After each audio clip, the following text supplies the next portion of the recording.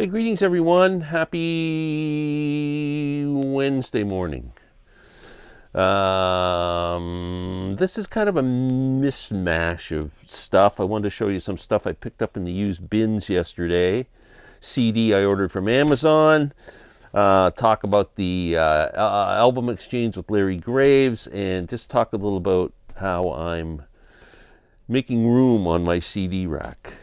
So first of all, went to the store in Oshawa yesterday, Oshawa, Ontario, about an hour west of us. They have a store called Deja Vu Discs, which sells used CDs, games, movies, and there's some vinyl there. All the vinyl is just thrown in.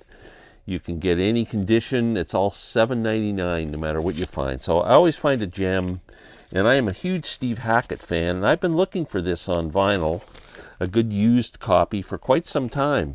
Spectral Mornings, arguably Steve Hackett's best studio album. Every Day starts it off. Clocks is great. The second side was the song Spectral Mornings. It's just an awesome record. Happy to get this. It is also, which is even better, in very good shape, except for that little piece of dust on it there, which we'll get off at some point. That's all that's just dust, I swear to God. Little piece of dust. There we go. It's in excellent condition. $7.99. I just about freaked out when I saw it. Went, yeah, baby. Now, the reason I went in the store, because I went on, you can go online, DejaVuDisc.ca or com, or probably com, and you can look at their inventory if you're in the Toronto area. The reason I went in there is for $7.99 they had a CD that I wanted. I have been on a bit of a John Scofield kick. Great jazz guitar player who really is borders on a rock guitar player. His music is not like real heavy jazz. It's there's really an element of rock and soul and blues in it, and I'm really enjoying this guy's albums. And this was recommended to me, John Scofield A Go-Go, and I have not been disappointed. It's freaking really good. He plays with Martin Medeski and Woods on this, which is a great trio of kind of fusion music. I don't even want to call it jazz. It's just really interesting stuff. And he joined forces with them and made this album. It is really excellent. Looking for something a bit different? Check out John Scofield A Go-Go.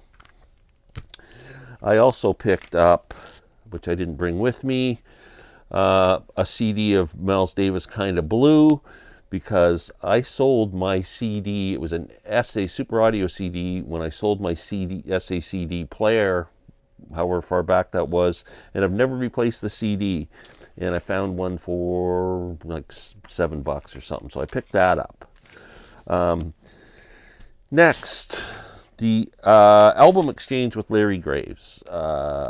We are currently, I think, on our third round now of doing this. We're going to keep doing it. Larry gave me Atomic Rooster. It's actually a box set, but he just wanted me to listen to the first album. Mississippi Fred McDowell, Heroes of the Blues. It's a very best of. Genesis, their first album from Genesis to Revelation. Badfinger, No Dice. And Nectar, Down to Earth. Now, I have really enjoyed the last two times Larry's given me Nectar albums. I've loved them both. I have Remember the Future. That's pretty much the one that I was really familiar with. But I'm really kind of digging Nectar right now. I don't want to talk about the rest of them because I'll spoil my reviews.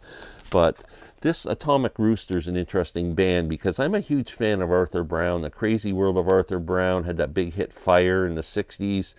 And when they disbanded and Arthur went on to form Kingdom Come, the guys from this band, The Crazy World, formed Atomic Rooster. So It has a bit of that heavy organ, B3 organ sound that you would have heard in the Crazy World Arthur Brown a lot. So it's interesting. I'm going to leave it at that because I want to save my review. But there. Next, speaking of John Scofield, I had to order this. I like Government Mule. I don't have any of their studio albums right now, but I did have a couple. I don't know when they got traded in or what over the time, but I always kept this one. It was Government Mule live at the Roseland Ballroom. I just freaking love this as a live album. It's fantastic.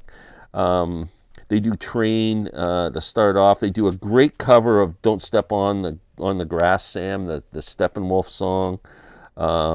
And this also includes a bonus track of them doing Voodoo Child. Warren Hayes is such a great guitar player. I'm going to start looking for more Mule stuff. And they are playing in September in Toronto with Tedeschi Trucks Band, and I'm going to that show. I'm not going to buy a ticket in advance. I'm just going to buy one like night of the show and see how good a ticket I can get. And really excited for that. Last but not least, so the reason I showed you that Government Mule is because, speaking of John Scofield, speaking of Government Mule, this album came out a few years ago, and I remember seeing it and going, I don't know if that interests me or not. Government Mule featuring John Scofield. The album's called Sco Mule, and it's an all-instrumental album featuring Government Mule, the original Government Mule with Matt Abbs and Alan Woody, and John Scofield, and I think a couple other dudes too. I'm trying to remember who else is playing on this with them. They brought along a couple other guys to fill in. Keyboard player from, it's kind of important that I tell you. I wish I could remember. They're not going to say.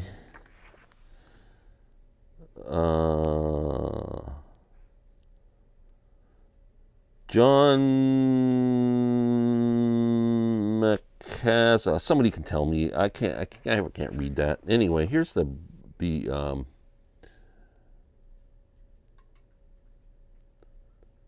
thing. This is freaking awesome. If you like electric guitar, and John Scofield, like I said, leans more towards a blues rock sound than he does a jazz sound. And along with Government Mule, holy man, you will be pleading with them to stop playing. There's so much great guitar on here. Like, you'll have had your fill. 2 CDs. Highly recommend you give it a listen. Government Mule, I'm really digging this. Big time.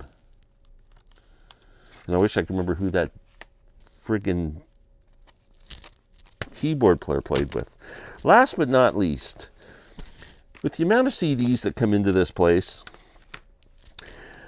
I run out of room all the time and then try and make room. So what I do, I'll take a catalog of a band that I have a lot of. I recently did it with the Grateful Dead. I found this I have some empty cube spaces in my, where my vinyl is. I don't know if I can spin that around and show you. See, there's where the vinyl is. You can actually see it right down there in the corner. If you just look below my thumb, you'll see that little wooden box there. That's all my Grateful Dead stuff. It fit in there quite nicely. It made room for another couple of rows of CDs. So I did the same thing with my jazz albums. I isolated all my jazz CD. Now, not all. I still think I have probably a dozen that I couldn't fit in. But I put them in this. I bought this thing. So if you go to your local home goods store, Home Sense in Canada, or Winners, you can always find lots of stuff like that. So if you have an empty compartment in where your vinyl is, if you collect both, or even if you just want to put these things down on the floor somewhere, I bought this thing. It's kind of a bamboo thing. It's got a lid on it, and it folds up, and I put a jazz label on it, and there we go. There's all my jazz titles in there. So that worked out. My Miles Davis, Coltrane, all the various stuff I've got. One day I'll go through all that and show you. Yeah, that's all I got today. Hope everyone has a great day. We shall be back tomorrow with another video, and take care.